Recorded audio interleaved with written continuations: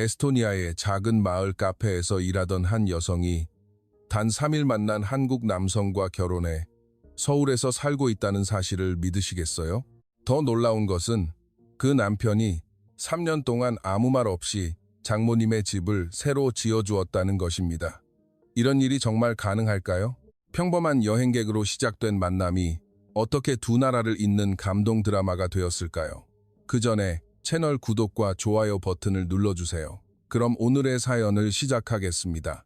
안녕하세요, 여러분. 오늘 전해드릴 이야기는 정말 믿기 힘든 실화입니다. 에스토니아라는 작은 나라에서 시작된 3일간의 만남이 어떻게 두 사람의 운명을 완전히 바꿔놓았는지, 그리고 그 사랑이 어떻게 한 가족 전체의 인생을 변화시켰는지 이야기해드릴게요. 제 이름은 안드레아 린드버그입니다. 에스토니아 서부의 작은 해안 도시 파르누에서 태어나고 자랐습니다. 많은 분들이 에스토니아가 어디에 있는지 잘 모르시겠지만 발트해 연안에 있는 인구 130만 명 정도의 작은 나라입니다. 러시아와 라트비아 사이에 위치한 아름다운 나라죠. 저는 수도 탈린에 있는 대학에서 문화인류학을 전공했습니다. 어릴 때부터 다른 문화에 대한 관심이 많았거든요. 특히 아시아 문화에 대한 호기심이 컸는데 그 중에서도 한국 문화의 특별한 매력을 느꼈습니다. 대학 시절에는 한국학을 부전공까지 생각했을 정도였어요. 하지만 졸업 후의 현실은 녹록지 않았습니다. 에스토니아는 IT 강국으로 유명하지만 제가 전공한 문화인류학 분야에서는 일자리가 많지 않았습니다. 몇 달간 구직 활동을 했지만 뜻대로 되지 않았고 결국 고향인 파르누로 돌아와야만 했습니다. 파르누는 에스토니아에서 가장 유명한 해변 휴양지입니다. 여름이 되면 유럽 각지에서 관광객들이 몰려드는 아름다운 도시죠. 저는 그곳의 한 카페에서 일하게 되었습니다. 관광지 근처에 위치한 작은 카페였지만 바다가 보이는 창가 자리가 있어서 관광객들에게 인기가 있었습니다. 하루 8시간씩 카페에서 커피를 만들고 관광객들을 상대하는 일상이 시작되었습니다. 월급은 한국 돈으로 약 110만 원 정도였지만 에스토니아의 물가를 고려하면 혼자 살기에는 충분한 수준이었습니다. 하지만 미래에 대한 뚜렷한 계획은 없었습니다. 그저 하루하루를 버텨나가는 것이 전부였죠. 어릴 때부터 저는 한국 드라마를 보며 자랐습니다. 겨울 연가가 에스토니아에서도 큰 인기를 끌었거든요. 이어서 대장금, 주몽 등 다양한 한국 드라마가 방영되었는데 저는 그 모든 작품을 빼놓지 않고 봤습니다. 한국의 가족 문화, 직장 문화, 그리고 사람들의 열정적인 모습에 깊은 감명을 받았습니다. 특히 한국어의 아름다운 억양과 표현에 매료되어 독학으로 한국어를 배우기 시작했습니다. 인터넷으로 한국어 강의를 찾아보고 K-팝을 듣고 한국 영화도 자막 없이 보려고 노력했습니다. 물론 완벽하지는 않았지만 기본적인 대화는 가능한 수준까지 올라갔습니다. 하지만 현실에서는 한국어를 사용할 기회가 전혀 없었습니다. 에스토니아에는 한국인이 거의 없었거든요. 가끔 한국인 관광객이 오기도 했지만 대부분은 영어로 대화했고 제가 한국어를 할 줄 안다는 것을 알릴 용기도 없었습니다. 한국은 저에게 그저 TV 속의 머나먼 나라일 뿐이었습니다. 주변 사람들은 제가 한국에 관심이 많은 것을 알고 있었지만 그저 취미로만 두라며 너무 깊이 빠지지 말라고 조언했습니다. 현실적으로 생각해봐. 한국은 너무 멀고 우리와는 다른 세상이야 라는 말을 자주 들었습니다. 저도 그 말이 맞다고 생각했습니다. 그저 개인적인 취미로 만족해야 한다고 스스로를 다독였습니다. 그런 저에게 여름은 항상 바쁜 시기였습니다. 파르누는 에스토니아 최고의 해변 휴양지라서 6월부터 8월까지는 정말 많은 관광객들이 몰려들었습니다. 독일, 핀란드, 스웨덴, 덴마크에서 오는 관광객들이 대부분이었고 가끔 미국이나 캐나다에서 오는 사람들도 있었습니다. 저는 매일 아침 7시에 카페 문을 열었습니다. 신선한 원두를 갈고 에스토니아 전통 디저트들을 진열하고 테이블을 깨끗이 닦는 일로 하루를 시작했습니다. 오전 8시부터는 동네 단골 손님들이 오기 시작했고 오전 10시 이후부터는 관광객들이 밀려들었습니다. 카페에서의 일은 단조로웠습니다. Good morning, how may I help you? 로 시작해서 Have a nice day로 끝나는 영어 대화의 반복이었습니다. 가끔 관광객들이 에스토니아 문화나 여행 정보에 대해 물어보면 자세히 설명해 주었지만 대부분은 그저 커피 한 잔을 마시고 바다를 바라보다가 떠나가는 분들이었습니다.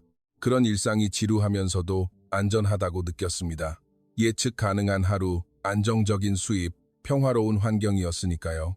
변화보다는 안정을 선택한 것이죠. 하지만 마음 깊은 곳에서는 항상 뭔가 다른 삶을 꿈꾸고 있었습니다. 특히 한국 드라마를 볼 때는 저런 곳에서 살아보면 어떨까 하는 생각을 자주 했습니다. 드라마 속 주인공들의 역동적인 삶, 새로운 도전을 두려워하지 않는 모습이 부러웠습니다. 하지만 현실적으로 불가능한 꿈이라고 생각했습니다. 에스토니아에서 한국까지는 너무 멀었고 비용도 만만치 않았으니까요. 친구들은 하나둘 결혼하거나 다른 나라로 떠나갔지만 저는 여전히 제자리에 머물러 있었습니다. 대학 동기 중에는 독일로 유학 간 친구, 핀란드에서 직장을 구한 친구, 영국으로 워킹홀리데이를 떠난 친구가 있었습니다. 그들의 근황을 SNS로 볼 때마다 저도 뭔가 새로운 시도를 해봐야 하지 않을까 하는 생각이 들었습니다. 하지만 용기가 부족했습니다. 안정적인 직장을 두고 불확실한 미래를 향해 나아갈 자신이 없었습니다. 만약 실패하면 어떡하지? 다시 돌아올 곳이 있을까? 이런 걱정들이 항상 발목을 잡았습니다. 마음속에는 항상 묘한 불안감이 자리 잡고 있었습니다. 이대로 계속 살아야 하나? 내 인생의 변화는 없을까? 27살인데 이게 전부일까? 같은 생각들이 저를 괴롭혔습니다. 특히 잠자리에 들기 전에 그런 생각들이 심해졌습니다. 침대에 누워 천장을 바라보며 내일도 똑같은 하루가 반복되겠구나 라고 생각하면 가슴이 답답해졌습니다. 꿈이 없는 것은 아니었습니다. 한국에 가보고 싶다는 꿈, 다른 문화를 체험해보고 싶다는 꿈, 새로운 사람들을 만나고 싶다는 꿈이 있었습니다. 하지만 그런 꿈들을 주변 사람들에게 이야기하면 현실적으로 생각해 안정적인 직장이 있는데 왜 위험을 감수하려고 해? 와 같은 반응이 돌아왔습니다. 어머니도 안드레야, 네가 지금 하고 있는 일도 나쁘지 않잖아. 왜 자꾸 다른 생각을 하니? 라고 말씀하셨습니다. 가끔 카페에서 일하면서 창밖을 내다보곤 했습니다. 발트해의 푸른 바다와 하얀 백사장은 정말 아름다웠습니다. 관광객들이 그 풍경에 감탄하는 모습을 보면서 내가 사는 곳이 이렇게 예쁜 곳이구나 하고 새삼 깨닫기도 했습니다. 하지만 매일 보다 보니 특별함도 사라졌습니다. 나는 언제까지 이 창밖 풍경만 바라보며 살아야 하나? 나도 다른 곳으로 여행을 떠나 새로운 풍경을 보고 싶다. 이런 생각이 들 때는 가슴이 더 답답해졌습니다. 관광객들은 며칠 머물다 떠나지만 저는 계속 이곳에 남아 있어야 했으니까요. 특히 한국 드라마를 볼 때는 그 답답함이 더욱 심해졌습니다. 드라마 속 주인공들은 모두 새로운 도전을 하고 운명적인 만남을 갖고 자신의 꿈을 이뤄나가는데 제 현실은 너무나도 평범했으니까요. 나도 드라마 속 주인공처럼 살고 싶다고 생각하면서도 그건 그냥 드라마일 뿐이야 라고 스스로를 다독였습니다. 어머니는 가끔 안드레야, 내가 행복하면 그걸로 충분해. 너무 많은 것을 바라지 말라고 말씀하셨지만 솔직히 제가 정말 행복한지 확신이 서지 않았습니다. 불행하지는 않았지만 뭔가 중요한 것이 빠진 인생이라는 느낌이 계속 들었습니다. 그 빠진 조각이 무엇인지도 모르겠고 어떻게 찾아야 할지도 몰랐습니다. 그러던 어느 화요일 오후 제 인생을 완전히 바꿔버릴 순간이 찾아왔습니다. 7월 중순의 따뜻한 날이었는데 평소와 다름없는 평범한 하루였습니다. 오전에는 동네 단골 손님들이 다녀가셨고 점심시간에는 관광객들로 카페가 붐볐습니다. 오후 3시쯤이었습니다. 손님이 조금 줄어든 시간이었는데 한 동양인 남성이 카페로 들어왔습니다. 처음에는 중국이나 다른 아시아 국가에서 온 관광객이라고 생각했습니다. 키가 크고 단정한 인상이었는데 뭔가 차분하고 멋진 느낌이 들었습니다. 그런데 그가 휴대폰으로 전화를 받으며 말하는 소리를 듣고 깜짝 놀랐습니다.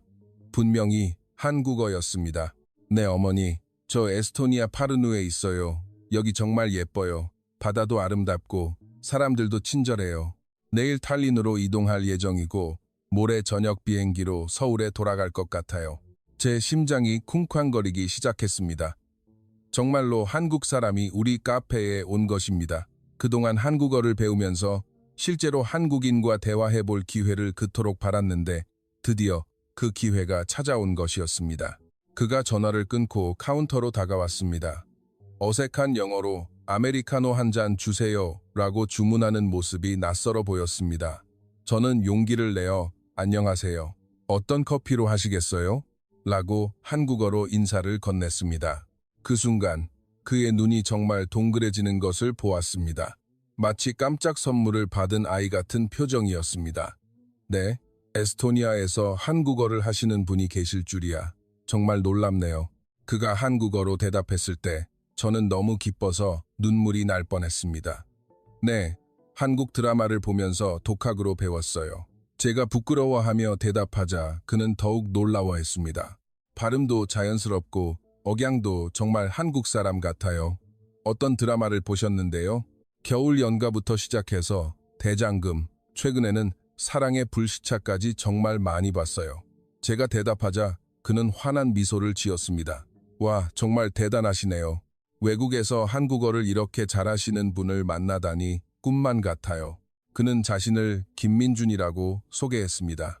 서울에서 IT 기업에 다니는 소프트웨어 엔지니어이고 유럽 여행 중에 에스토니아에 3일간 머물 예정이라고 했습니다. 한국에서는 에스토니아가 IT 강국으로 유명해요.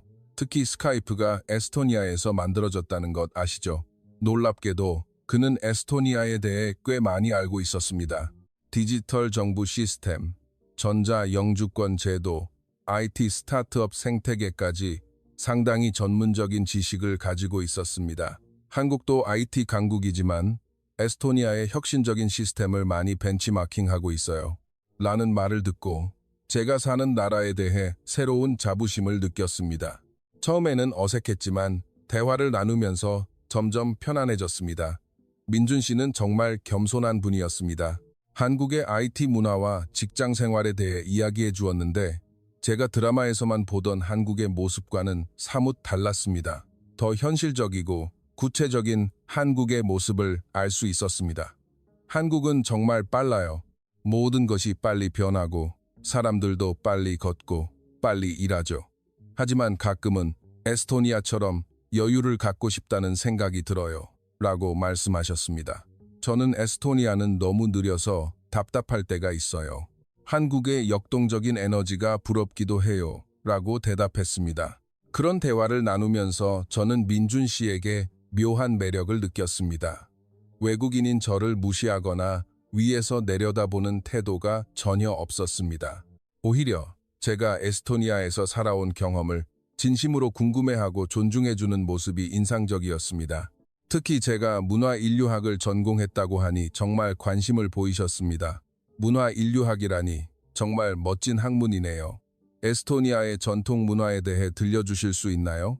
그래서 저는 에스토니아의 역사, 전통, 노래, 축제, 민속 문화 등에 대해 자세히 설명했습니다. 민준 씨는 제 이야기를 정말 집중해서 들어주셨습니다.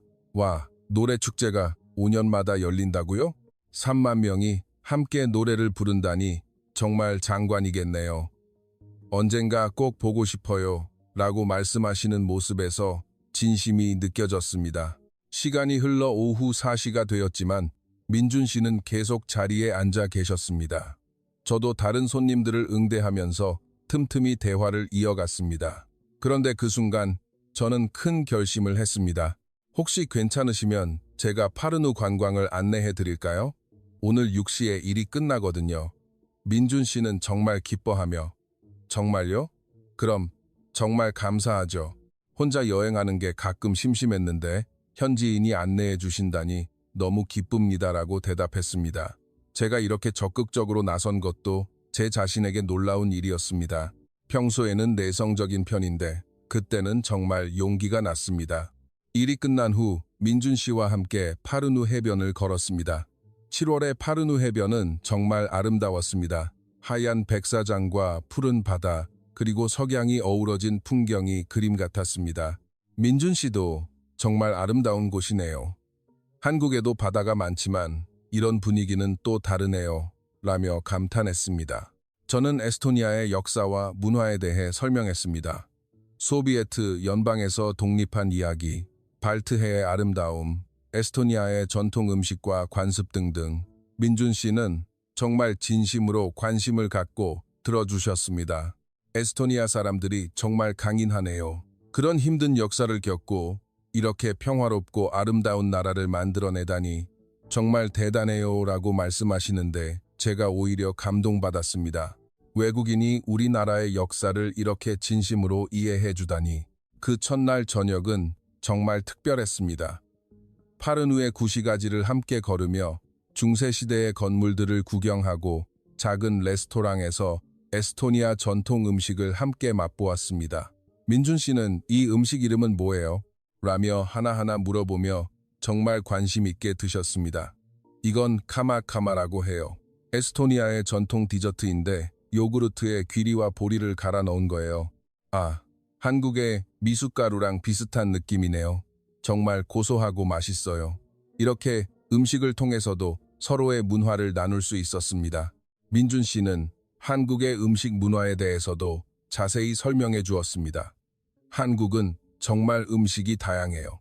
지역마다 특색 있는 음식이 있고 계절에 따라 먹는 음식도 달라요. 특히 김치 종류나 찌개 종류는 셀 수 없이 많죠. 저는 그런 이야기를 들으며 언젠가 한국에 가서 그런 음식들을 직접 맛보고 싶다는 생각이 들었습니다. 해변을 걸으며 서로의 인생 이야기도 나누었습니다.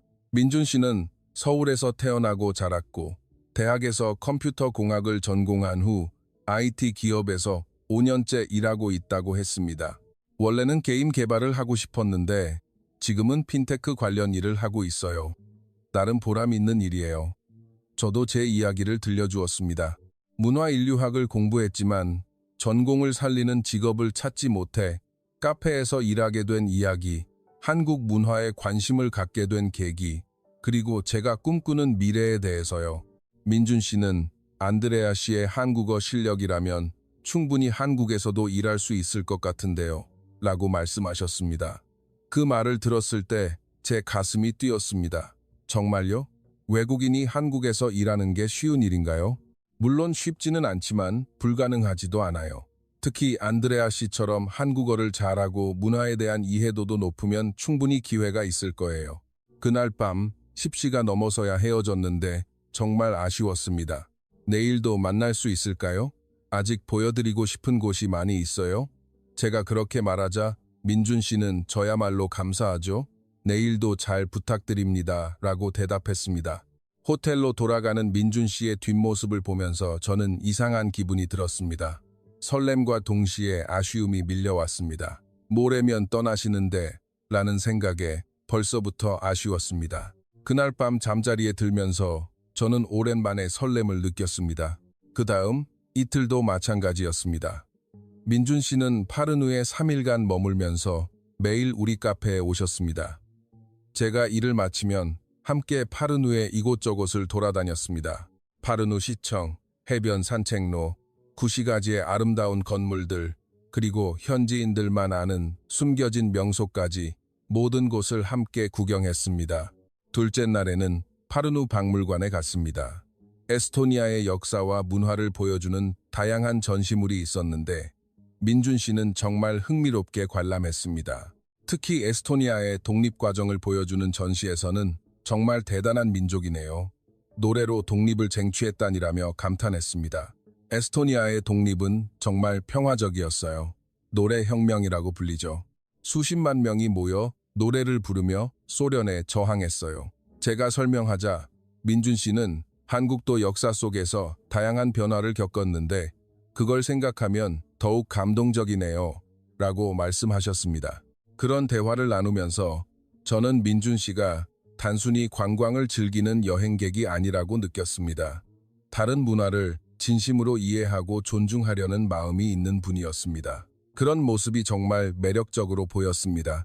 셋째 날에는 파르누 근처의 작은 어촌 마을에 갔습니다.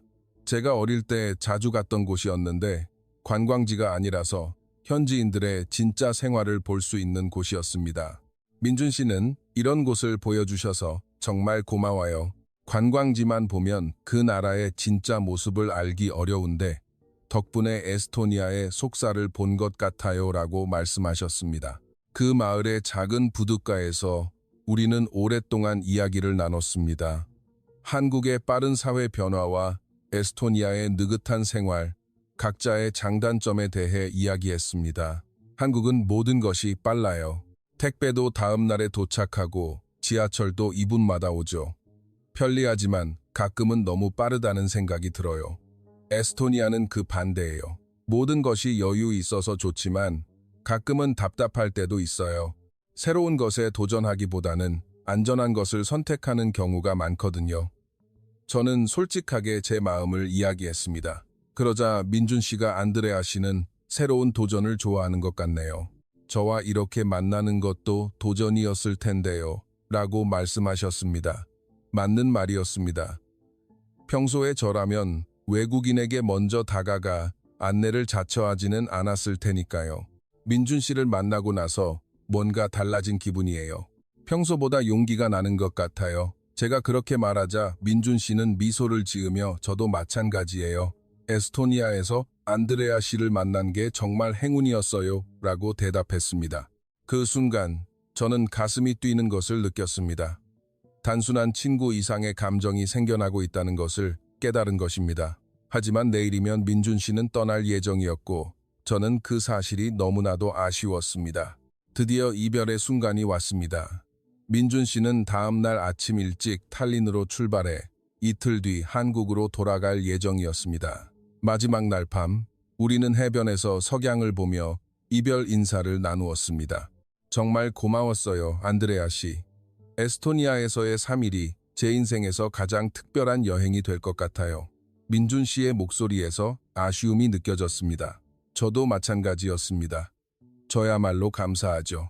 한국에 대해서도 많이 배웠고 정말 즐거운 시간이었어요. 그때 민준 씨가 혹시 괜찮으시면 연락처를 교환할 수 있을까요? SNS나 메신저로라도 연락하고 싶어요. 라고 제안했습니다. 저는 당연히 좋다고 했습니다. 하지만 마음 한편으로는 복잡했습니다. 연락은 하겠지만 시간이 지나면 자연스럽게 끊기겠지 라는 생각이 들었기 때문입니다. 보통 여행에서 만난 사람들과는 처음만 연락하다가 각자의 일상으로 돌아가면서 점점 연락이 줄어들잖아요. 민준 씨도 한국에 돌아가면 바쁜 직장 생활에 쫓겨 저를 잊어버릴 것이라고 생각했습니다. 그래서 더욱 아쉬웠습니다. 안드레아 씨, 정말 특별한 시간이었어요. 에스토니아에 대한 인상이 완전히 바뀌었어요. 그리고 한국어를 이렇게 잘하는 분을 만날 수 있을 거라고는 정말 생각도 못했어요. 민준 씨의 마지막 인사를 들으며 저는 가슴이 벅차올랐습니다. 언젠가 기회가 되면 한국에도 놀러 오세요. 그때는 제가 안내해 드릴게요. 민준 씨가 마지막으로 한 말이었지만 저는 그것을 그저 사교적인 말이라고 생각했습니다. 하지만 마음속으로는 정말 그런 기회가 올까 하는 생각이 들었습니다. 공항버스 정류장에서 민준 씨를 배웅할 때 저는 정말 많은 감정이 교차했습니다. 아쉬움, 그리움, 그리고 묘한 설렘까지. 이제 다시 원래의 일상으로 돌아가야 하는구나 라고 생각하니 허탈했습니다. 버스가 떠나는 것을 보며 저는 손을 흔들었습니다. 민준 씨도 창가에서 손을 흔들어 주었습니다. 버스가 보이지 않을 때까지 그 자리에 서 있었는데 정말 이상한 기분이었습니다. 3일이라는 짧은 시간이었지만 제 마음속에 뭔가 큰 변화가 일어난 것을 느꼈습니다. 집으로 돌아오는 길, 저는 계속 생각했습니다. 이 감정은 뭘까? 단순한 호기심이었을까? 아니면 다른 감정이었을까? 확실한 것은 민준 씨와의 만남이 저에게 큰 영향을 주었다는 것이었습니다. 그동안 막연했던 한국에 대한 관심이 훨씬 구체적이고 현실적으로 느껴지기 시작한 것입니다. 그날 밤 잠자리에 들면서 저는 나도 언젠가는 한국에 가볼 수 있을까 하는 생각을 했습니다. 그리고 민준 씨와의 추억을 되새기며 잠이 들었습니다. 그때는 몰랐지만 이 만남이 제 인생을 완전히 바꿔버릴 시작이었다는 것을요. 민준 씨가 떠난 후 며칠간은 정말 허전했습니다. 카페에서 일하면서도 자꾸 그 사람 생각이 났고 혹시 다른 한국인 관광객이 오지 않을까 하는 기대감도 있었습니다. 하지만 현실적으로 한국에서 에스토니아까지 오는 관광객은 정말 드물었습니다.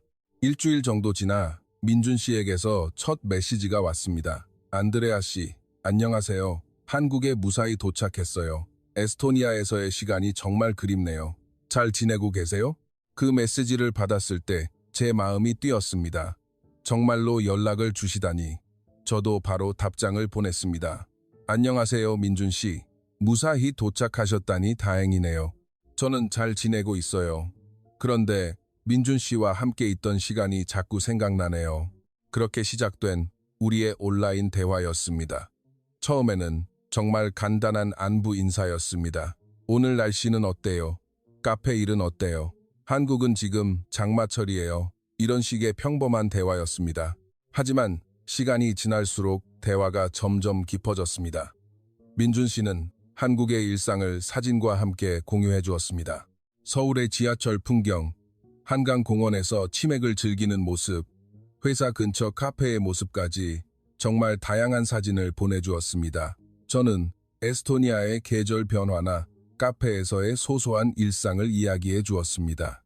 특히 저녁 시간이 되면 서로의 하루를 공유하는 것이 일상이 되었습니다.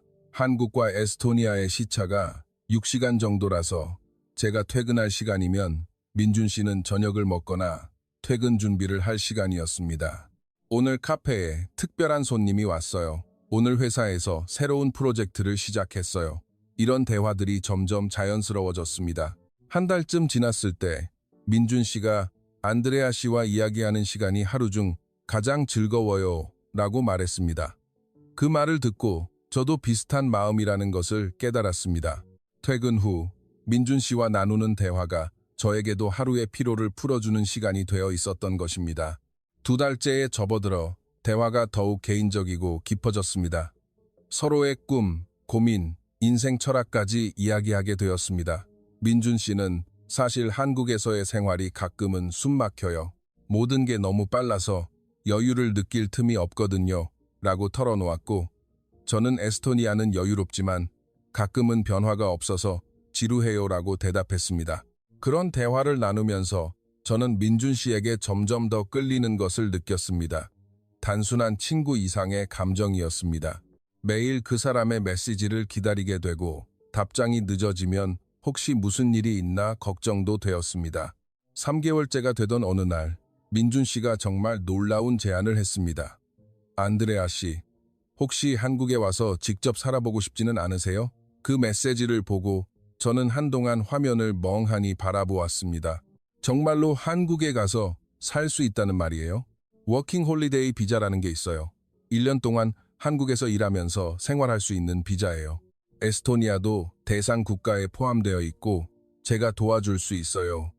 14 민준 씨의 다음 메시지를 보고 제 심장이 두근거리기 시작했습니다. 꿈만 같았습니다. 그동안 막연하게 꿈만 꾸던 한국 생활이 현실이 될 수 있다니. 하지만 동시에 두려움도 밀려왔습니다. 과연 내가 할 수 있을까? 언어는 어떡하지? 생활비는 어떻게 마련하지? 만약 실패하면 어떡하지? 온갖 걱정들이 머릿속을 가득 채웠습니다. 가족들에게 상의했을 때 반응은 예상대로였습니다. 너무 위험하다. 잘 알지도 못하는 사람을 믿어도 되는 거니? 안정적인 직장을 두고 왜 모험을 하려고 하니? 모든 사람들이 반대했습니다. 특히 어머니는 걱정이 정말 크셨습니다. 안드레아, 한국은 너무 멀어. 무슨 일이라도 생기면 어떡하니? 그리고 그 사람 직접 만난 건 3일뿐이잖아. 인터넷으로만 아는 사람을 어떻게 믿을 수 있니? 어머니의 걱정이 이해가 되었습니다. 제가 어머니 입장이라도 똑같이 반대했을 것 같습니다. 아버지도 마찬가지였습니다. 안정적인 직장이 있는데 왜 굳이 위험을 감수하려고 하니? 한국 가서 일자리를 구한다는 보장도 없잖아. 언어 문제도 있고. 현실적인 조언이었지만 제 마음을 더욱 복잡하게 만들었습니다. 친구들의 반응도 비슷했습니다. 안드레아, 너 제정신이야? 인터넷 연애는 위험해. 실제로는 전혀 다른 사람일 수도 있어. 드라마를 너무 많이 봐서 환상에 빠져 있는 거 아니야? 이런 말을 들을 때마다 저 자신도 확신이 서지 않았습니다. 하지만 민준 씨는 계속해서 구체적인 도움을 제안했습니다. 제가 모든 것을 도와줄게요. 집을 구하는 것부터 일자리를 찾는 것까지 혼자 하는 게 아니라 같이 하는 거예요. 무리하지 말고 천천히 생각해 보세요. 그의 진심 어린 태도와 구체적인 계획을 보면서 저는 점점 마음이 기울어 갔습니다. 민준 씨는 단순히 오세요라고 하는 것이 아니라 실제로 제가 한국에서 생활할 수 있도록 모든 것을 준비해 주겠다고 말씀하신 것입니다. 비자 신청 서류는 제가 번역해 줄게요. 한국의 생활비, 교통, 의료 시스템까지 모든 정보를 정리해서 보내드릴게요. 집도 미리 알아봐 두고 구인 정보도 수집해 놓을게요. 이렇게 정말 세심하게 도와주겠다는 모습에서 진심이 느껴졌습니다. 밤에 잠자리에 들기 전에 저는 고민했습니다. 이 기회를 놓치면 평생 후회하지 않을까? 아니면 무작정 떠났다가 실패하면 어떡하지? 머릿속에서는 수십 가지 시나리오가 맴돌았습니다. 하지만 이상하게도 두려움보다는 기대감이 더 컸습니다. 한 달간의 고민 끝에 저는 마침내 결심했습니다. 민준 씨, 저 정말 한국에 가고 싶어요. 도와주세요. 그 메시지를 보내고 나서 제 손이 떨렸습니다. 인생에서 가장 큰 결정을 내린 순간이었습니다. 민준 씨의 답장은 정말 빨랐습니다. 정말이에요? 정말 와주시는 거예요? 너무 기뻐요. 바로 준비를 시작합시다. 제가 모든 것을 도와줄게요. 그 메시지에서 기쁨이 느껴져서 저도 덩달아 기분이 좋아졌습니다. 그때부터는 정말 바쁜 나날이었습니다. 워킹홀리데이 비자 신청이 생각보다 복잡했습니다. 서류를 준비하고 번역하고 공증을 받고 은행 잔고 증명서도 준비해야 했습니다. 민준 씨는 정말 헌신적으로 도와주었습니다. 이 서류는 이렇게 작성하면 되고 이 부분은 제가 한국에서 번역해 줄게요. 민준 씨가 보내준 가이드는 정말 상세해서 비자 신청부터 한국 입국 후에 해야 할 일까지 단계별로 정리되어 있었습니다. 한국어 공부도 더욱 열심히 했습니다. 그동안은 드라마나 음악으로 재미있게 배웠지만 이제부터는 정말 생활에 필요한 한국어를 배워야 했습니다. 민준 씨가 한국에서 생활하는 데 필요한 기본 표현이라는 리스트를 만들어 보내주었는데 그걸 외우느라 정말 힘들었습니다. 실례합니다. 죄송합니다. 감사합니다. 와 같은 기본적인 예의 표현부터 월세는 얼마예요? 일자리를 찾고 있는데요. 병원에 가고 싶어요와 같은 실용적인 표현까지 정말 다양했습니다. 매일 밤 이 표현들을 연습했습니다.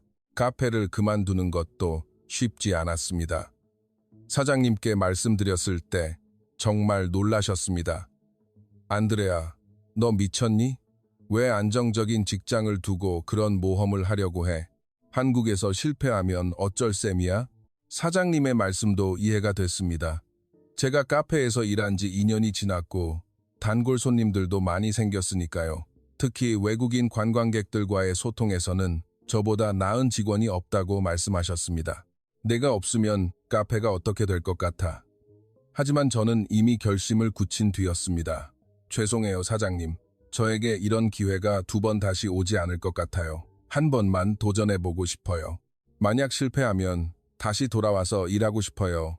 사장님은 한숨을 쉬며 그럼 어쩔 수 없지. 하지만 힘들면 언제든지 돌아와라고 말씀해 주셨습니다. 여행 경비를 모으는 것도 큰 도전이었습니다. 항공료와 초기 생활비까지 합하면 꽤 큰 돈이 필요했습니다. 제가 2년간 모은 돈으로는 부족했습니다. 그래서 저녁에 다른 카페에서 아르바이트를 더 하기 시작했습니다. 하루에 12시간씩 일하는 날이 많아졌습니다. 낮에는 원래 카페에서, 저녁에는 다른 카페에서 일했습니다. 정말 힘들었지만 한국이라는 목표가 있어서 견딜 수 있었습니다. 용돈도 최대한 아꼈고 외식도 거의 하지 않았습니다. 민준 씨는 너무 무리하지 마세요. 제가 도울 수 있는 건 최대한 도울게요 라고 말씀하셨지만 저는 스스로 준비하고 싶었습니다. 다른 사람에게 의존해서 시작하는 새로운 인생이 되고 싶지 않았습니다. 물론 민준 씨의 도움은 정말 감사했지만 경제적인 부분만큼은 제 힘으로 해결하고 싶었습니다. 6개월간의 치열한 준비 끝에 드디어 출발일이 다가왔습니다. 3월의 어느 쌀쌀한 아침, 저는 한국행 비행기에 몸을 실었습니다. 탈린에서 인천공항까지 긴 비행이었지만 너무 떨려서 한숨도 자지 못했습니다. 계속 생각했습니다. 정말 잘한 선택일까? 민준 씨가 정말 공항에 나와 있을까? 한국 생활을 잘 해낼 수 있을까? 만약 적응하지 못하면 어떡하지? 온갖 걱정들이 머릿속을 맴돌았습니다. 비행기 안에서 한국어 표현집을 다시 한번 보며 연습했습니다. 안녕하세요. 워킹 홀리데이로 왔습니다. 일주일 정도 머물 예정입니다. 관광이 목적입니다. 입국 심사대에서 할 말들을 계속 중얼거렸습니다. 인천공항에 도착했을 때의 기분은 정말 형용할 수 없었습니다. 공항이 정말 크고 현대적이었습니다. 에스토니아에서는 볼 수 없는 규모였습니다. 와, 이게 한국이구나 라는 생각에 가슴이 뛰었습니다. 입국 심사를 받으면서 정말 떨렸습니다. 워킹 홀리데이로 왔습니다 라고 한국어로 말했을 때 입국 심사관이 놀라는 표정을 지었습니다. 한국어 잘하시네요. 어디서 배우셨어요? 한국 드라마를 보면서 독학했습니다. 와, 정말 대단하시네요. 발음이 정말 자연스러워요. 한국에서 즐거운 시간 보내세요. 입국 심사관의 친절한 말을 듣고 한국에 대한 첫인상이 정말 좋아졌습니다. 사람들이 정말 친절하구나라는 생각이 들었습니다. 그리고 출국 게이트를 나섰을 때 정말 민준 씨가 그곳에 서 있는 것을 보았습니다. 손에는 안드레아, 환영합니다 라고 쓴 피켓을 들고 있었습니다. 그 순간 저는 눈물이 날 뻔했습니다. 정말로 여기까지 왔구나. 이제 새로운 인생이 시작되는구나 라는 생각이 들었습니다. 안드레아 씨, 정말 와주셨네요. 꿈만 같아요. 민준 씨도 정말 기뻐하는 모습이었습니다. 에스토니아에서 처음 만났을 때와는 또 다른 감정이었습니다. 이제는 단순한 여행객과 가이드가 아니라 저의 한국 생활을 함께할 동반자 같은 느낌이었습니다. 공항에서 서울로 오는 길에 민준 씨가 한국에 대해 설명해 주었습니다. 저기 보이는 게 한강이에요. 서울을 가로지르는 강이죠. 그리고 저기 보이는 게 남산타워고요. 차창 밖으로 보이는 서울의 모습은 정말 장관이었습니다. 에스토니아와는 완전히 다른 풍경이었습니다. 높은 건물들, 넓은 도로, 수많은 차, 그리고 정말 많은 사람들. 와, 이게 서울이구나 라는 생각에 정말 신기했습니다. 드라마에서만 보던 서울을 실제로 보고 있다니 민준 씨는 정말 많은 것을 준비해 주었습니다. 홍대 근처에 작은 원룸을 미리 계약해 두었고 기본적인 생필품까지 준비해 두었습니다. 첫 며칠은 적응하는 시간을 가지세요. 서둘러서 일자리를 구하려고 하지 말고 천천히 한국에 익숙해지는 게 먼저예요. 원룸에 도착했을 때 정말 감동했습니다. 작지만 깨끗하고 필요한 모든 것이 갖춰져 있었습니다. 냉장고, 세탁기, 침대, 책상까지 모든 가구가 준비되어 있었습니다. 이 모든 걸 어떻게 준비하셨어요? 안드레아 씨가 편하게 지냈으면 해서요. 새로운 환경에 적응하는 게 쉽지 않을 테니까요. 그날 밤 혼자 원룸에 있으면서 정말 많은 생각이 들었습니다. 정말 한국에 왔구나. 이제 어떻게 살아가야 하지? 설렘과 동시에 두려움도 있었습니다. 하지만 무엇보다 드디어 새로운 도전을 시작하는구나 라는 기대감이 컸습니다. 한국 생활의 첫 주는 정말 신기한 것들의 연속이었습니다. 모든 것이 새롭고 모든 것이 빨랐습니다. 지하철 시스템부터 시작해서 편의점, 배달 문화, 온라인 쇼핑까지 에스토니아와는 완전히 다른 세상이었습니다. 특히 한국의 디지털 문화에 정말 놀랐습니다. 지하철 안에서는 모든 사람들이 스마트폰을 보고 있었고 결제도 대부분 카드나 스마트폰으로 했습니다. 에스토니아도 디지털화가 잘 되어 있다고 생각했는데 한국은 정말 다른 차원이었습니다. 민준 씨는 제가 적응할 수 있도록 정말 세심하게 도와주었습니다. 지하철 타는 법, 편의점 이용법, 한국의 생활 예절까지 하나하나 가르쳐 주었습니다. 한국은 위계 질서가 있어요. 나이가 많은 분에게는 존댓말을 써야 하고 예의를 지켜야 해요. 첫 번째 도전은 교통카드를 만드는 것이었습니다. 역에 가서 교통카드 만들고 싶어요 라고 말했는데 영무원분이 정말 친절하게 도와주셨습니다. 외국에서 오셨어요? 한국어 정말 잘하시네요. 이런 말을 들을 때마다 가슴이 벅차올랐습니다. 두 번째 도전은 휴대폰 개통이었습니다. 이건 정말 복잡했습니다. 외국인 등록증도 없는 상태에서 휴대폰을 개통하려고 하니 서류가 정말 많이 필요했습니다. 민준 씨가 같이 가서 도와주지 않았다면 정말 어려웠을 것입니다. 세 번째 도전은 은행 계좌 개설이었습니다. 월세를 내고 생활비를 관리하려면 한국은행 계좌가 필요했습니다. 이것도 외국인에게는 쉽지 않은 일이었습니다. 서류를 준비하고 설명을 듣고 신원 확인을 받는 과정이 복잡했습니다. 하지만 모든 과정에서 한국 사람들의 친절함을 느꼈습니다. 제가 서툰 한국어로 말하면 끝까지 들어주려고 하고 이해할 때까지 천천히 설명해 주시는 분들이 많았습니다. 한국 사람들은 이렇게 친절하구나라는 생각이 들었습니다. 일주일 정도 적응 기간을 가진 후 본격적으로 일자리를 찾기 시작했습니다. 민준 씨가 미리 몇 군데 알아봐둔 곳이 있었습니다.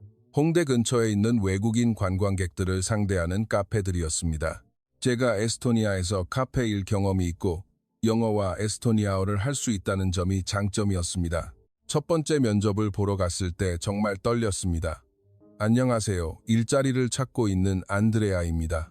사장님은 젊은 여성분이었는데 정말 밝고 친절했습니다. 와, 한국어 정말 잘하시네요. 어디서 오셨어요? 에스토니아에서 왔어요. 워킹 홀리데이로 한국에서 일하고 싶어요. 에스토니아요? 정말 멀리서 오셨네요. 어떤 일 경험이 있으세요? 제가 에스토니아에서 2년간 카페에서 일한 경험을 말씀드리자 정말 관심을 보이셨습니다. 저희 카페는 외국인 관광객들이 많이 와요. 홍대가 외국인들에게 인기 있는 곳이거든요. 영어는 할 수 있으세요? 네. 에스토니아어, 영어, 그리고 한국어를 조금 할 수 있어요. 완벽하네요. 언제부터 시작할 수 있어요? 정말 어이없을 정도로 쉽게 취업이 결정되었습니다. 3주 만에 일자리를 구한 것입니다. 월급은 250만 원이었는데 에스토니아에서 받던 월급의 거의 3배에 가까운 금액이었습니다. 정말 이렇게 많이 주시는 거예요? 네. 외국어가 가능해서 기본급보다 조금 더 드리는 거예요. 그리고 서울은 다른 지역보다 임금이 높아요.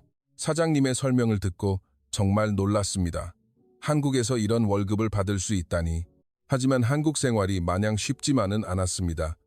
적응해야 할 것들이 정말 많았습니다. 가장 큰 어려움은 역시 언어 문제였습니다. 드라마에서 배운 한국어와 실제 생활에서 사용되는 한국어는 정말 많이 달랐으니까요. 특히 존댓말과 반말의 구분이 어려웠습니다. 언제 존댓말을 써야 하고 언제 반말을 써도 되는지 판단하기가 쉽지 않았습니다. 나이가 비슷해 보이는 분에게 존댓말을 썼는데 편하게 말해도 돼요 라는 말을 듣거나 반대로 반말을 썼다가 흰 눈총을 받는 경우도 있었습니다. 직장에서도 어려움이 많았습니다. 한국 사람들의 빨리빨리 문화와 속도에 적응하기가 힘들었습니다. 에스토니아에서는 모든 것을 천천히 신중하게 했는데 한국에서는 빠르고 정확하게 해야 했습니다. 처음에는 실수를 자주 했습니다. 특히 주문이 몰릴 때가 힘들었습니다. 한국 사람들은 정말 빨리 주문하고 빨리 받아가기를 원했습니다. 아이스 아메리카노 2잔, 카페라테 1잔, 그리고 치즈케이크 하나요. 이렇게 빨리 말하면 따라가기가 힘들었습니다. 동료들과의 관계도 조심스러웠습니다. 한국 특유의 선배, 후배 문화, 회식 문화 등이 에스토니아와는 완전히 달랐습니다. 저보다 먼저 입사한 분들에게는 선배님이라고 불러야 했고 회식에도 참여해야 한다는 암묵적인 규칙들이 있었습니다. 외로움도 컸습니다. 에스토니아에 있는 가족과 친구들이 정말 그리웠고 한국에서는 민준 씨 외에는 친한 사람이 없었습니다. 특히 저녁에 혼자 원룸에 있으면 내가 여기서 뭘 하고 있는 걸까? 정말 잘한 선택이었을까? 라는 생각이 들 때도 있었습니다. 문화적인 차이도 적응하기 힘들었습니다. 한국의 집단주의 문화, 나이와 지위를 중시하는 문화는 개인주의적인 에스토니아 문화와 정말 달랐습니다. 때로는 답답하게 느껴질 때도 있었습니다. 특히 직장에서 상사와 부하 직원의 관계가 에스토니아보다 훨씬 수직적이었습니다. 에스토니아에서는 사장님과도 편하게 이야기할 수 있었지만 한국에서는 그런 문화가 아니었습니다. 조심스럽게 행동해야 했습니다. 비자 연장 문제도 고민이었습니다. 워킹 홀리데이 비자는 1년짜리였는데 시간이 지날수록 그 후에는 어떡하지? 라는 걱정이 커졌습니다. 1년 후에는 에스토니아로 돌아가야 하는 건지 아니면 다른 방법이 있을지 가족들도 계속 연락해서 언제 돌아오니? 너무 오래 있는 거 아니니? 건강은 괜찮니? 라고 물어왔습니다. 그런 질문들을 받을 때마다 제 마음도 복잡해졌습니다. 정말 잘하고 있는 건가 확신이 서지 않았습니다. 한국에서의 첫 겨울은 특히 힘들었습니다. 에스토니아보다는 따뜻하다고 하지만 서울의 추위와 건조함은 다른 종류의 어려움이었습니다. 게다가 연말 연시 시즌에 혼자 있는 것도 외로웠습니다. 민준 씨는 가족들과 시간을 보내야 해서 자주 만나지도 못했습니다. 그런 어려운 시기에 저는 정말 많이 흔들렸습니다. 한국에 온 지 8개월 정도 되었을 때였습니다. 일은 익숙해졌지만 깊은 외로움과 문화적인 이질감에서 오는 스트레스가 누적되어 있었습니다. 이게 정말 잘한 선택일까? 그냥 에스토니아로 돌아가는 게 낫지 않을까? 하는 생각들이 머릿속을 맴돌았습니다. 특히 어느 겨울날 저녁이었는데 정말 힘든 하루였습니다. 카페에서 한국 손님과 사소한 오해가 있었습니다. 제가 존댓말 실수를 했는데 그분이 기분 나빠하시며 외국인 주제에 예의도 모르냐고 말씀하신 것입니다. 그 말을 듣고 정말 마음이 아팠습니다. 제가 최선을 다해 한국 문화에 적응하려고 노력하고 있는데 이렇게 말씀하시니 너무나도 서러웠습니다. 그날 퇴근해서 집에 와서 혼자 울었습니다. 그런데 바로 그날 저녁 민준 씨가 갑자기 저를 찾아왔습니다. 제가 SNS에 우울한 글을 올린 것을 보고 걱정이 돼서 온 것이었습니다. 안드레아 씨, 요즘 너무 힘들어 보여요. 괜찮아요? 그렇게 물어봐주는 민준 씨의 목소리에서 진심 어린 걱정이 느껴졌습니다. 저는 그동안 혼자 끙끙 앓던 모든 고민들을 털어놓았습니다. 언어 문제, 문화적인 적응의 어려움, 외로움, 미래에 대한 불안감까지 정말 솔직하게 이야기했습니다. 눈물도 많이 흘렸습니다. 민준 씨는 끝까지 들어준 후 이렇게 말했습니다. 안드레아 씨, 저도 처음 에스토니아에 갔을 때 비슷한 느낌이었어요. 낯선 곳에서 혼자 있다는 것이 얼마나 외로운지 정말 잘 알아요. 하지만 그때 안드레아 씨가 저를 도와주셨잖아요. 이번에는 제가 안드레아 씨를 도울 차례예요. 그리고 이어서 하신 말씀이 정말 감동적이었습니다. 사실 하고 싶었던 말이 있어요. 저는 안드레아 씨를 단순한 친구라고 생각하지 않아요. 정말 소중한 사람이에요. 에스토니아에서 처음 만났을 때부터 특별한 감정이 있었어요. 혹시 안드레아 씨도 비슷한 마음이라면 우리 정식으로 교제를 시작해 볼까요? 그 순간 저는 깨달았습니다. 제가 한국에서 느끼던 외로움과 불안함의 가장 큰 이유가 바로 이것이었구나. 민준 씨에 대한 제 마음을 확실히 정리하지 못해서 혼란스러웠구나. 저도 그 사람을 정말 좋아하고 있었는데 그 마음을 어떻게 표현해야 할지 몰라서 혼자 끙끙 앓고 있었던 것입니다. 네, 저도 민준 씨가 정말 좋아요. 에스토니아에서 처음 만났을 때부터 특별한 느낌이었어요. 함께 있고 싶어요. 제가 그렇게 대답했을 때 민준 씨의 얼굴에 환한 미소가 번졌습니다.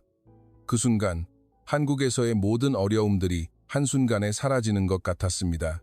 외로움, 불안감, 적응의 어려움까지 모든 것이 견딜 수 있게 되었습니다. 이제 혼자가 아니라 함께 이겨나갈 동반자가 생긴 것이었습니다. 그날 밤 저는 정말 오랜만에 편안하게 잠들 수 있었습니다. 그리고 다음 날부터는 모든 것이 다르게 보였습니다. 똑같은 직장, 똑같은 일상이었지만 마음가짐이 완전히 달라져 있었습니다. 이제는 한국에서의 도전들이 두렵지 않았습니다. 연애를 시작한 후 모든 것이 바뀌었습니다. 민준 씨는 제가 한국 생활에 더 잘 적응할 수 있도록 정말 세심하게 도와주었습니다. 한국어 공부도 같이 해주고 한국 문화에 대해서도 더 자세히 설명해 주었습니다. 무엇보다 제가 외롭지 않도록 항상 신경 써주었습니다. 퇴근 후에는 거의 매일 만났고 주말에는 서울의 이곳저곳을 함께 구경했습니다. 경복궁, 명동, 강남, 여의도, 한강공원까지 정말 다양한 곳에 가보았습니다. 한국의 음식 문화도 민준 씨 덕분에 제대로 경험할 수 있었습니다. 김치찌개, 삼겹살, 치맥, 떡볶이까지 정말 다양한 한국 음식들을 맛보았습니다. 처음에는 낯선 맛도 있었지만 점점 익숙해지고 오히려 맛있게 느껴지기 시작했습니다. 한국 음식이 입에 맞아요? 네, 처음에는 매운 음식이 힘들었는데 이제는 정말 맛있어요. 특히 찜닭은 정말 좋아해요. 이런 대화를 나누면서 민준 씨는 정말 기뻐했습니다. 안드레아 씨가 한국을 좋아해 주셔서 정말 기뻐요. 직장 생활도 훨씬 나아졌습니다. 연애를 시작하고 나서 마음이 안정되니 일에도 더 집중할 수 있었고 한국어 실력도 빨리 늘었습니다. 동료들과의 소통도 원활해지고 손님들과의 관계도 더 좋아졌습니다. 카페에서의 제 역할도 점점 커졌습니다. 외국인 관광객들을 상대하는 일에서는 제가 없어서는 안 될 존재가 된 것입니다. 사장님도 안드레아 씨 덕분에 외국인 손님이 많이 늘었어요. 정말 고마워요. 라고 자주 말씀해 주셨습니다. 특히 유럽에서 온 관광객들과는 특별한 친밀감이 있었습니다. 제가 유럽 출신이니까 그들의 문화와 관점을 이해할 수 있었으니까요. 에스토니아에서 오셨어요? 와, 정말 멀리서 오셨네요. 어떻게 한국에 오게 되셨어요? 이런 질문을 자주 받았습니다. 그럴 때마다 저는 제 이야기를 들려주었습니다. 한국 문화에 관심을 갖게 된 계기, 민준 씨와의 만남, 한국에 오게 된 과정까지 그런 이야기를 들은 손님들은 정말 로맨틱한 이야기네요. 영화 같아요. 라며 감탄했습니다. 한국의 사계절을 경험하는 것도 정말 특별했습니다. 에스토니아도 사계절이 있지만 한국의 계절은 또 다른 매력이 있었습니다. 특히 봄에 벚꽃이 피었을 때는 정말 감동적이었습니다. 민준 씨와 함께 여의도 공원으로 벚꽃 구경을 갔는데 그 아름다움을 평생 잊지 못할 것 같습니다. 여름에는 한강에서 불꽃놀이를 보며 시원한 강바람을 쐬었고 가을에는 남산의 단풍을 보며 한국 자연의 아름다움에 감탄했습니다. 겨울에는 첫눈이 내렸을 때 민준 씨와 함께 산책하며 설렘을 느꼈습니다. 그런 시간들을 보내면서 저는 한국이라는 나라를 더 깊이 이해하게 되었습니다. 단순히 드라마나 케이팝으로 알던 한국이 아니라 실제 사람들이 살아가는 진짜 한국을 경험하게 된 것입니다. 그리고 그 한국이 정말 매력적이라는 것을 깨달았습니다. 1년이라는 시간이 생각보다 빨리 지나갔습니다. 워킹홀리데이 비자가 만료되어 갈 시점에 저는 큰 결정을 내려야 했습니다. 에스토니아로 돌아가느냐 아니면 한국에 더 머물 방법을 찾느냐. 그런데 그 시기에 민준 씨가 정말 놀라운 제안을 했습니다. 어느 봄날 저녁 한강 공원에서 산책을 하다가 갑자기 무릎을 꿇고 안드레아 씨, 저와 결혼해 주시겠어요? 라고 프러포즈를 한 것입니다. 정말 갑작스러운 프러포즈였지만 동시에 너무나도 자연스러웠습니다. 우리는 이미 1년 동안 함께 생활하며 서로를 깊이 알고 있었고 서로의 꿈과 미래를 함께 그리고 있었으니까요. 하지만 제가 먼저 에스토니아에 가서 안드레아 씨 부모님께 정식으로 인사를 드려야 해요.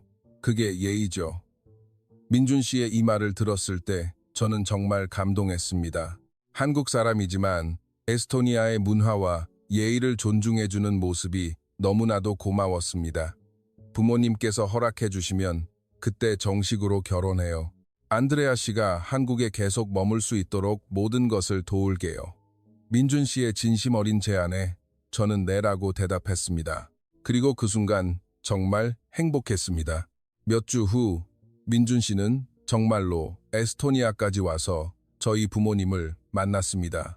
처음에 부모님은 조금 당황해 하셨지만 민준 씨가 준비해온 진심과 정성을 보고 점점 마음을 열어주셨습니다.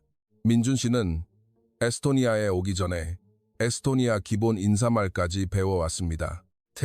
미나 올렌 민준, 안녕하세요. 저는 민준입니다. 이라고 에스토니아어로 인사하는 모습을 보고 어머니도 정말 놀라셨습니다. 안드레아를 정말 사랑합니다. 평생 아껴주겠습니다. 에스토니아와 한국 두 나라의 문화를 모두 존중하며 살아가겠습니다.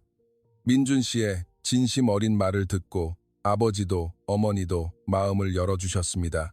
한국까지 가서 우리 딸이 행복하다면 그걸로 충분하다. 민준 군이 안드레아를 진심으로 사랑한다는 것을 알게 되어 마음이 놓인다. 아버지의 허락을 받았을 때 정말 기뻤습니다. 에스토니아에서의 작은 결혼식은 정말 따뜻했습니다. 양가 가족과 친구들이 모여 축복해주는 자리였습니다. 민준 씨는 한국의 전통 의상인 한복을 입었고 저는 에스토니아의 전통 의상을 입어 두 나라의 문화가 만나는 특별한 결혼식이 되었습니다. 이제는 정말 가족이 되었구나라는 생각에 눈물이 났습니다. 3년 전만 해도 저는 파르누의 작은 카페에서 일하는 평범한 직원이었는데 이제는 한국에서 새로운 인생을 시작하는 결혼한 여성이 되어 있었습니다. 결혼 후 저는 한국 영주권을 신청할 수 있게 되었고 더 좋은 직장으로 이직할 기회도 생겼습니다. 한국의 교육 시스템과 사회 보장 제도를 직접 경험하면서 이 나라의 체계적인 면에 더욱 감탄했습니다. 의료보험 하나만 봐도 정말 잘 되어 있었습니다. 병원비 부담이 에스토니아보다 훨씬 적었고 의료 서비스의 질도 높았습니다. 국민연금, 고용보험까지 모든 사회 보장 제도가 정말 체계적으로 운영되고 있었습니다. 민준 씨는 생각보다 훨씬 능력 있는 사람이었습니다. 알고 보니 그가 다니는 IT 기업에서 정말 중요한 프로젝트를 담당하고 있었고 실력도 뛰어났습니다. 회사에서도 인정받는 직원이었습니다. 무엇보다 민준 씨는 저를 위해 정말 많은 것을 미리 준비해 준 사람이었습니다. 제가 한국에 오기 전부터 한국 생활 적응을 위한 모든 것을 계획하고 준비해 왔던 것입니다. 집, 직장, 생활 정보까지 모든 것을 세심하게 배려해 주었습니다. 결혼 3년 후 우리는 에스토니아를 다시 방문했습니다. 오랜만에 고향을 찾는 것이라 설레면서도 긴장되었습니다. 부모님과 친구들을 만나는 것도 기대됐지만 3년 동안 한국에서 살면서 제가 얼마나 변했는지도 궁금했기 때문입니다. 그런데 어머니 집에 도착해서 정말 깜짝 놀랐습니다. 집이 완전히 바뀌어 있었기 때문입니다. 제가 어릴 때부터 살던 낡은 집은 사라지고 그 자리에 새로 지은 아담하고 예쁜 집이 서 있었습니다. 단열이 잘 된 새로운 벽돌과 지붕, 새로운 창문, 그리고 현대적인 디자인의 외관까지 완전히 새로운 집이었습니다. 정원도 새로 조성되어 있었고 집 전체가 마치 잡지에서 본 듯한 모던한 북유럽 스타일이었습니다. 엄마, 이게 어떻게 된 일이에요? 언제 집을 새로 지었어요? 저는 정말 놀라서 물었습니다. 그러자 어머니가 민준 씨를 바라보며 의미심장한 미소를 지으셨습니다. 네, 남편이 해준 거란다. 너희들이 결혼하고 나서 조용히 돈을 보내줘서 집을 새로 지어줬어. 어머니의 말을 듣고 저는 민준 씨를 쳐다보았습니다. 민준 씨는 쑥스러운 듯 웃으며 고개를 숙이고 있었습니다. 장모님께서 추운 겨울에 고생하신다는 이야기를 들었어요. 낡은 집이라 단열이 잘 안 돼서 난방비도 많이 나오고 지붕도 새는 곳이 있다고 하셔서요. 딸이 멀리 있어서 자주 뵙지 못하니까 이것도 효도의 한 방법이라고 생각했어요. 민준 씨의 설명을 들으면서 저는 정말 감동했습니다. 제가 전혀 모르는 사이에 이런 일을 해주셨다니. 그리고 어머니는 눈물을 흘리시며 이렇게 말씀하셨습니다. 한국 사위가 우리 집을 완전히 바꿔놓았어. 이렇게 마음씨 고운 사람을 만나서 정말 다행이다. 안드레아가 한국에 간 것이 정말 잘한 일이었어. 어머니의 말씀을 듣고 저도 모르게 눈물이 났습니다. 제가 한국에 가면서 어머니 걱정을 많이 했습니다. 혼자 계시는 어머니를 두고 멀리 떠나는 것에 대한 죄송함이 항상 있었습니다. 그런데 민준 씨가 제가 하지 못한 효도를 대신해 준 것이었습니다. 집안에 들어가 보니 더욱 놀라웠습니다. 최신식 주방, 안락하고 따뜻한 침실까지 모든 것이 완벽했습니다. 겨울에도 따뜻하게 지낼 수 있는 바닥 난방, 현대적인 가전제품들, 그리고 어머니가 좋아하실 만한 인테리어까지 정말 세심하게 신경 써서 만든 집이었습니다. 민준 군이 직접 에스토니아까지 와서 건축업자들과 상담하고 어떤 자재를 쓸지도 꼼꼼하게 확인했단다. 에스토니아의 겨울 날씨를 고려해서 단열재도 최고급으로 썼다고 하더라. 어머니의 설명을 들으면서 저는 민준 씨가 얼마나 세심한 사람인지 다시 한번 깨달았습니다. 그리고 말이야, 민준 군이 나한테 한 말이 있어. 장모님께서 편안하게 지내셔야 안드레아도 마음 편히 한국에서 지낼 수 있습니다. 라고 하더라. 이런 생각까지 하는 사위를 어디서 찾겠니? 어머니는 그날 저녁 가족들이 모인 자리에서 내내 민준 씨를 자랑하셨습니다. 내가 살면서 이런 사위를 만날 줄은 몰랐다. 한국 사람들이 이렇게 마음이 따뜻하고 가족을 소중히 여기는 줄 몰랐어. 친척들도 모두 감탄했습니다. 고모, 정말 대단한 사위 두셨네요. 요즘 세상에 이런 사람이 어디 있어요? 라고 하셨고, 이모도 한국까지 가서 이런 좋은 사람을 만나다니 정말 복이 많네라고 하셨습니다. 마을 사람들까지 구경을 왔습니다. 이게 안드레아네 새 집이야? 정말 예쁘게 지었네. 한국 사위가 해줬다며? 라며 감탄하셨습니다. 그 순간 저는 깨달았습니다. 제가 한국에 가서 얻은 것은 단순히 새로운 경험이나 직업이 아니었구나. 진짜 좋은 사람을 만나 진짜 가족이 된 것이구나. 그리고 그 가족의 범위가 저뿐만 아니라 에스토니아에 있는 저희 부모님까지 포함하는 것이구나. 민준 씨, 정말 고마워요. 어떻게 이런 생각까지 했어요? 제가 그렇게 말하자 민준 씨는 가족이잖아요. 당연한 일이에요. 라고 대답했습니다. 그 순간 저는 정말 월급보다 귀한 사람을 만났다는 것을 깨달았습니다. 지금 저는 한국에서 정말 행복하게 살고 있습니다. 서울의 작은 아파트에서 민준 씨와 함께 보내는 일상이 너무나도 소중합니다. 한국어도 이제 거의 완벽하게 하게 되었고 한국 문화에도 완전히 적응했습니다. 무엇보다 민준 씨와의 결혼 생활이 정말 만족스럽습니다. 제가 지금 하고 있는 일도 정말 보람 있습니다. 한국의 한 대학에서 에스토니아 문화와 발트 지역 연구를 가르치는 강사로 일하고 있거든요. 제가 대학에서 전공했던 문화인류학이 드디어 빛을 보게 된 것입니다. 한국 학생들에게 에스토니아의 역사, 문화, 언어를 소개하는 일이 정말 즐겁습니다. 선생님, 에스토니아는 정말 어떤 나라예요? IT가 정말 발달했다는 게 사실이에요? 노래로 독립을 했다는 게 믿기지 않아요. 학생들의 이런 질문들에 대답해 줄 때마다 가슴이 벅차오릅니다. 제가 두 나라의 문화를 잇는 다리 역할을 하고 있다는 느낌이 들기 때문입니다. 민준 씨는 회사에서도 승진해서 지금은 팀장이 되었습니다. 정말 능력을 인정받고 있는 직원입니다. 그리고 무엇보다 저에게 정말 좋은 남편입니다.